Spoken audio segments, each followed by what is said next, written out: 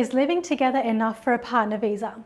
Would you be surprised if I told you that living with your partner doesn't automatically make you eligible for a partner visa grant? It's a common misconception that living together with your partner means you're good to lodge a partner visa, but not always. Here's where couples get confused. They might be living together, but does your evidence show that you're just cohabitating or that you're living together in a de facto relationship? Why aren't we eligible for a partner visa if we live together? It's not about not being eligible for a partner visa. You can still lodge a partner visa and pay the enormous fee, but do you really understand what the department expects from you when it comes to your evidence, particularly around living together? A lot of couples who are in the research phase of their partner visas or have even started putting the application together will assume that because they live at the same address and have a lease agreement together, that they meet the de facto requirements. But it's not that simple. Living together is one of the aspects immigration looks at when assessing your relationship. But simply living together and sharing an address doesn't really tell the department much about your relationship. This comes up often during my evidence planning sessions with couples. When we talk about the nature of the household pillar, they may have a joint lease agreement and bond lodgement form, but haven't prepared anything else under the household category. But friends also live together. Housemates also live under the same roof. You need to demonstrate that you're not just cohabitating together, but that you've combined your lives in a way to reflect that of a de facto or spousal couple. What's the difference between cohabitation and a de facto relationship? So this is where it gets interesting. This is also where I like to get creative during the evidence planning sessions to really learn about your relationship and see what type of evidence you have.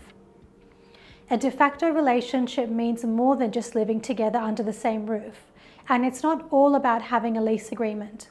Yes, of course it helps, but it's not the be-all end-all. I'll give you a couple of examples using couples I've worked with before where they've had very different evidence of living together. My first couple had been living together for about 18 months with a joint lease agreement, but really not much else. They were having their mail sent to a different address and only had one person who ever visited their shared home. On paper, you would think that living together for 18 months was strong when it came to the evidence. My second couple had only been living together for 6 months. They had, of course, registered a relationship certificate too. But they didn't have a joint lease agreement because they were renting through the sponsor's parents. But their evidence was still pretty strong. Over the last 6 months, they had accumulated mail to their address, they had shared subscriptions, they had friends come over and attest to their relationship and living arrangements. They had 2 dogs together and detailed their living arrangements through several different ways. Their evidence made it clear that despite not having a joint lease agreement, they were living together as de facto partners. The point here is that when people think of living together, they think the length of time and lease agreement. It's not always as black and white as that. You would think that the first couple had a stronger evidence portfolio around their living arrangements, but it's actually the second couple who's lived together for a shorter period of time, but has really demonstrated a shared life together. We live together, but we don't have much evidence. It's completely normal to feel panicky when it comes to what evidence you need or whether you actually have enough. A lot of couples don't realize what evidence you actually need until they get deep into the partner visa process. This is especially true for the household pillar and evidencing their living arrangements.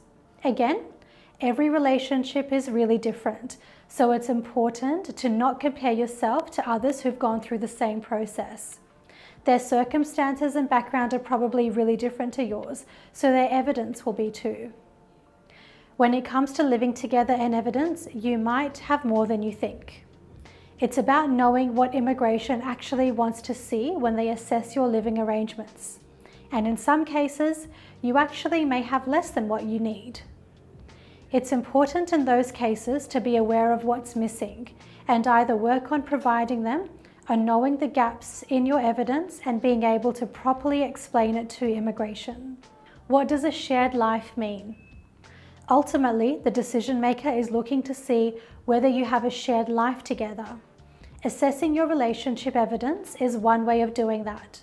And this is where that difference between cohabitating and living together as a de facto couple comes into it. It's not just about where you physically live, but they want to know the ins and outs of your daily life together. So who does the cooking? Who does the cleaning? How do you share and manage household responsibilities? The list goes on. Can you help me assess my evidence? The first step of your partner visa journey with us is through an evidence planning session. During this detailed session, I'll be able to learn about your relationship and assess the evidence you have available. An evidence planning session will help you understand what evidence you should be focusing on and any gaps or weaknesses that exist. And if you've already prepared your application and evidence, the evidence planning session and subsequent review are where we can identify any potential gaps or concerns the department may have around your level of evidence.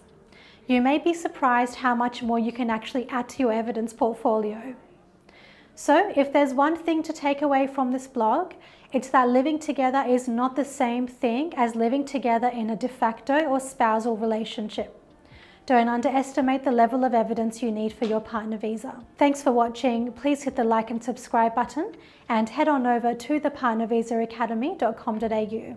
Please note that this blog is intended for general information only and does not constitute immigration advice.